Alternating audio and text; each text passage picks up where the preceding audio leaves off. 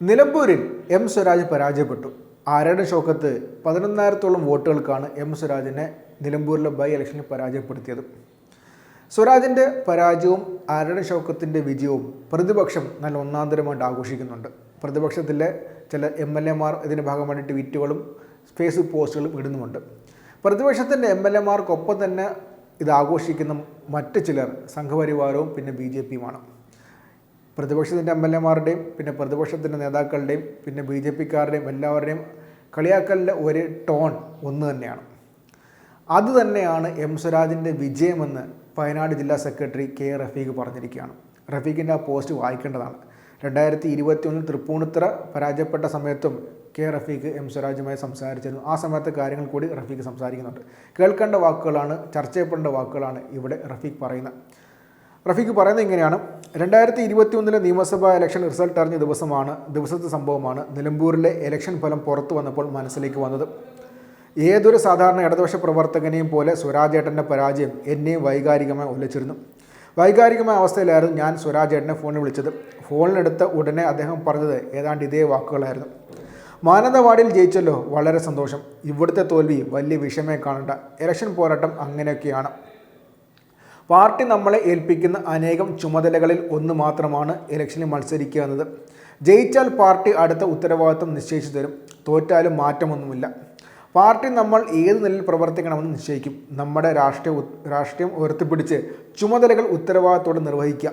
ഒരു ഇലക്ഷൻ പരാജയത്തെ നമ്മൾ വ്യക്തിപരമായ വൈകാരികതയെ ചുരുക്കി കാണണ്ട എന്ന് തന്നെയാണ് സ്വരാജേട്ടൻ അന്ന് എന്നെ തിരുത്തിയത്.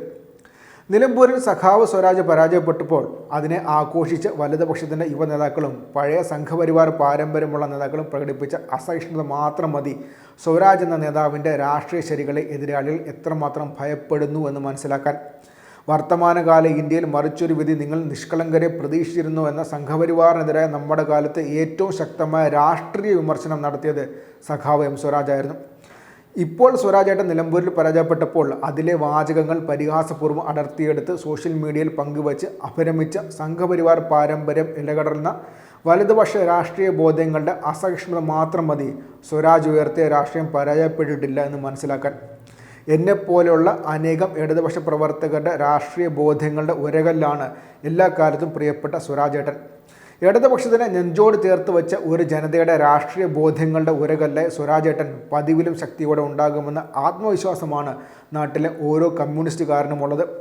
ഇലക്ഷൻ വിജയവും പാർലമെൻ്ററി സ്ഥാനമാനങ്ങളുടെ അലങ്കാരവുമല്ല ഒരു കമ്മ്യൂണിസ്റ്റുകാരനെ സംബന്ധിച്ച് രാഷ്ട്രീയ പ്രവർത്തനത്തിലെ അവസാന വാക്ക്.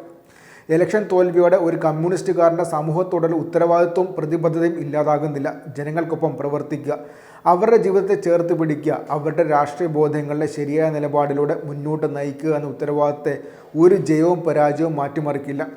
അത് മനസ്സിലാക്കാൻ വലതുപക്ഷ DNA രാഷ്ട്രീയത്തിൽ പേറുന്നവർക്ക് കഴിയുമെന്ന് നിഷ്കളങ്കരെ നിങ്ങൾ പ്രതീക്ഷിക്കുന്നുണ്ടോ? നിലമ്പൂരിൽ രാഷ്ട്രീയ പ്രബുദ്ധതയുടെ വിട്ടുവീഴ്ചയില്ല നിലപാട് ഉയർത്തിപ്പിടിച്ച് വർഗീയതയ്ക്കും ജനാധിപത്യ വിരുദ്ധമായ നിലപാടുകൾക്കുമെതിരെ പോരാടിയ പ്രിയപ്പെട്ട സഖാവ് എം സ്വരാജിന് അഭിവാദ്യങ്ങൾ എന്ന് പറഞ്ഞാണ് വയനാട് ജില്ലാ സെക്രട്ടറി K. റഫീഖിൻ്റെ കുറിപ്പ് അവസാനിക്കുന്നത്. സുപ്രധാനമായ കാര്യമാണ് അവിടെ റഫീഖ് വ്യക്തമാക്കുന്നത്. സ്വരാജിൻ്റെ പരാജയം ഒരുപാട് പേർക്ക് ആവശ്യമായിരുന്നു. അതിൽ കോൺഗ്രസ്സുകാർ മാത്രമല്ല ഉള്ളത്. അതുകൊണ്ട് തന്നെ എല്ലാവരും ഒരുമിച്ച് ആഘോഷിക്കും.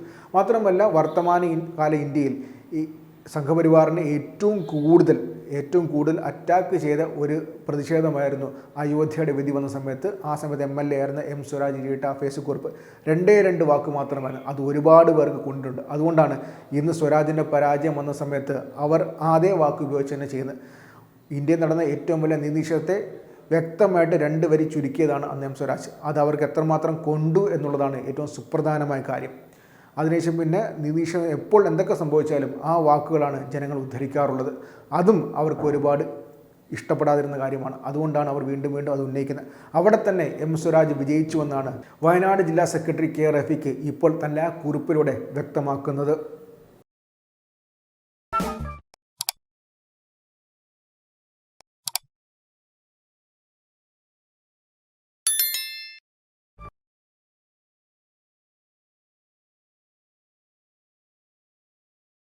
you